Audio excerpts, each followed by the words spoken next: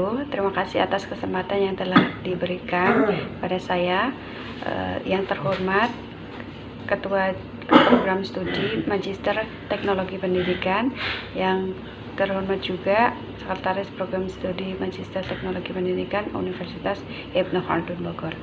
Saya Reni Kurniawati di sini akan menyampaikan review jurnal dari Ussaf Raj dan Sifang Khair.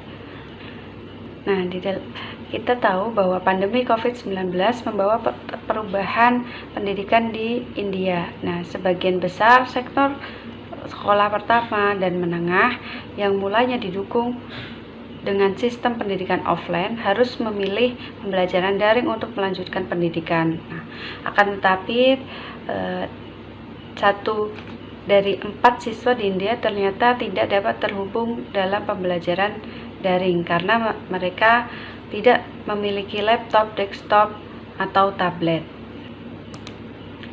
Nah, pendahuluannya yaitu yang pertama, menghindari penyebaran tersebut, pemerintah India itu melockdown seluruh lembaga pendidikan secara nasional pada 16 Maret 2020 berdasarkan Hatar tahun 2020. Nah, Dewan Pendidikan Pusat Pendidikan Menengah juga menunda semua ujian sekolah menengah dan menengah atas pada tanggal 18 Maret 2020 di seluruh India. Nah, ketika pemerintahan dan badan pendidikan itu mencoba untuk mempromosikan sistem pendidikan online dengan situasi pandemi COVID-19, ternyata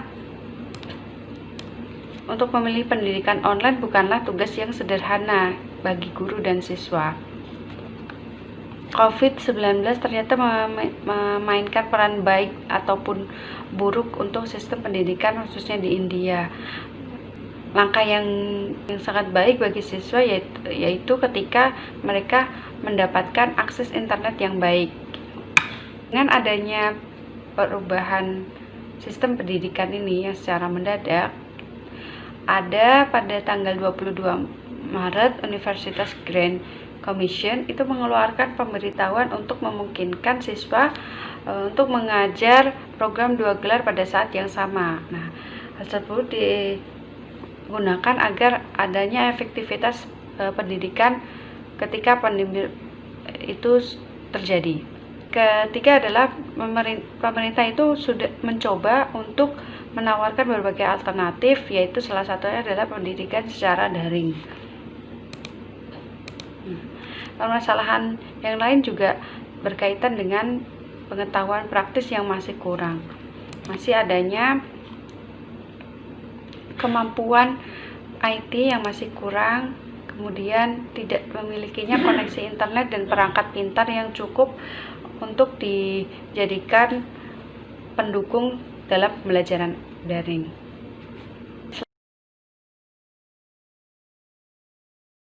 Selanjutnya terkait dengan perubahan setelah 3 dekade berlangsung. Yang pertama adalah tujuan pendidikan berubah menjadi kualitas, inovasi, dan penelitian. Yang kedua adalah siswa dapat memilih mapel sesuai minat, dan yang ketiga adalah tutorial banking. Jadi dengan berjalannya waktu dalam 3 dekade ini, ternyata pendidikan di India itu telah mengalami perubahan besar terkait kebijakan yang sebelumnya. Nah, tujuan utama pendidikan itu telah berubah menjadi kualitas, inovasi, dan penelitian. Kebijakan pendidikan nasional itu mengubah infrastruktur sistem pendidikan India yang benar-benar hal baru itu. Perubahan besar yang dilakukan itu salah satunya NEP 2020, yaitu schooling yang dimulai pada 3 tahun dibandingkan dengan sebelumnya yang sekolah itu dimulai pada usia 6 tahun gitu. Dan kemudian program wajib sekolah yang awalnya 6 sampai 14 tahun diganti menjadi 3 sampai 18 tahun. Nah, yang kedua adalah siswa dapat memilih mata pelajaran yang menarik minat mereka di seluruh jenjang ya. Jadi adanya kegiatan kurikuler dan ekstrakurikuler menjadikan salah satu inisiatif di pendidikan India itu untuk memunculkan hal baru, yaitu siswa dapat memilih mata pelajaran sesuai minatnya. Yang ketiga adalah tutorial bank kredit. Pemerintah itu juga membuat tutorial bank kredit untuk menyimpan kredit akademik secara digital gitu, yang diperoleh dari berbagai lembaga tinggi. Nah, sehingga ini yang akan dihitung menuju gelar akhir yang akan diperolehnya. Nah, ini adalah perubahan yang paling besar yang dalam situasi COVID-19 khususnya di pendidikan India. Selanjutnya terkait pembelajaran daring di India, ternyata ada beberapa hal yang didapatkan ketika pembelajaran daring di India. Tidak hanya permasalahan, tetapi juga ada hal-hal yang baru yang muncul ketika pembelajaran daring itu dilakukan. Yang pertama adalah jumlah kursus dan platform online itu meningkat. Jadi adanya jumlah program sertifikasi ketika COVID-19 itu mengalami peningkatan gitu. Banyak platform online yang awalnya tidak begitu populer di kalangan mahasiswa menjadi daya tarik tersendiri bagi mereka, sehingga mereka itu mulai meningkatkan kemampuannya dengan salah satu program sertifikasi. Kemudian ada juga pemerintahan itu meningkatkan dengan adanya portal-portal belajar sebagai sumber belajar peserta didik selama pandemi. Yang kedua adalah konektivitas. Nah, ternyata di India, siswa yang berasal dari daerah pedesaan India itu ternyata tidak memiliki konektivitas internet yang baik gitu. Menurut survei bahkan yang dilakukan oleh Kementerian Telekomunikasi India pada tahun 2020, total pengguna aktif internet di India itu adalah 560 juta. Nah, meskipun memiliki jumlah pengguna aktif terbesar kedua di dunia dalam presentasi pengguna aktif, nah ternyata hanya 50%, yang berarti hanya separuh dari populasi India yang memiliki koneksi internet gitu. Jadi memang penggunanya banyak gitu, tetapi yang aktif ternyata hanya separuh saja. Nah, ternyata 50% rumah yang telah memperbaiki koneksi broadband itu ternyata memiliki konektivitas internet yang buruk gitu. Jadi meskipun diperbaiki, konektivitasnya tetap masih belum optimal. Nah, hal tersebut berarti menunjukkan bahwa infrastruktur di India itu belum mengalami keadaan dengan kualitas yang tinggi gitu. Karena harusnya ketika memutuskan untuk pembelajaran daring, berarti infrastruktur penyediaan konektivitas internet harus didukung gitu. Harus lancar, harus bagus. Dan selanjutnya adalah berkaitan dengan komputer, laptop, dan smartphone. Nah, survei terbaru oleh Dewan Nasional Penelitian dan Pelatihan Pendidikan di sekolah-sekolah India itu mengatakan bahwa ternyata ada 27% siswa itu tidak memiliki akses ke smartphone ataupun komputer ketika melakukan pembelajaran daring. Nah, laporan ini juga mengatakan bahwa guru dan staf di badan pendidikan itu tidak akrab gitu, tidak familiar dengan perangkat elektronik digital. Nah, untuk mengajar peserta didik gitu. Nah, ketersediaan smartphone, kemudian laptop itu juga masih kurang ya. Yang selanjutnya terkait dampak pembelajaran praktis. Ketika di India itu melakukan pembelajaran daring, ada beberapa dampak yang bisa dikatakan positif lah gitu ya. Para siswa itu mencoba untuk berpikir rasional, artinya ketika mereka dihadapkan dengan situasi yang terbatas dengan COVID-19 itu, mereka hanya di rumah karena adanya lockdown, mereka berpikir untuk terus berkembang dengan adanya pendidikan, dan salah satunya melalui online. Kemudian mereka juga berpikir untuk masa depan anak bangsa.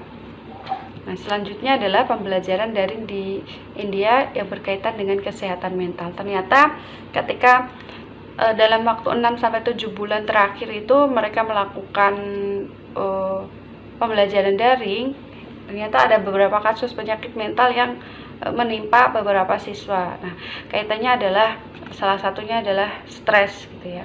Ternyata ketika banyak tugas, kemudian perangkatnya tidak didukung, mereka mengalami stres, dan solusinya adalah harus ada relaksasi agar mereka tidak terjadi penyakit stres tersebut. Jadi manajemen stres. Nah, itu bisa dilakukan dengan adanya peran orang tua dalam membantu tugas ataupun dalam membantu anak-anaknya dalam pembelajaran online.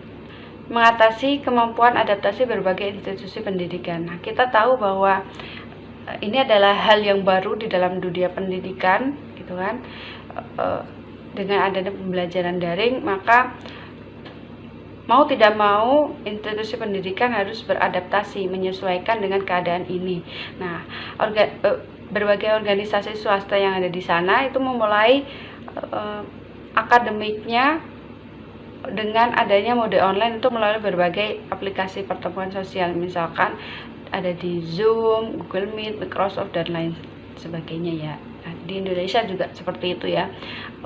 Ketika dihadapkan dengan pandemi, kita sebagai pendidik harus menyesuaikan berbagai aplikasi yang dibutuhkan untuk menjalankan pembelajaran daring.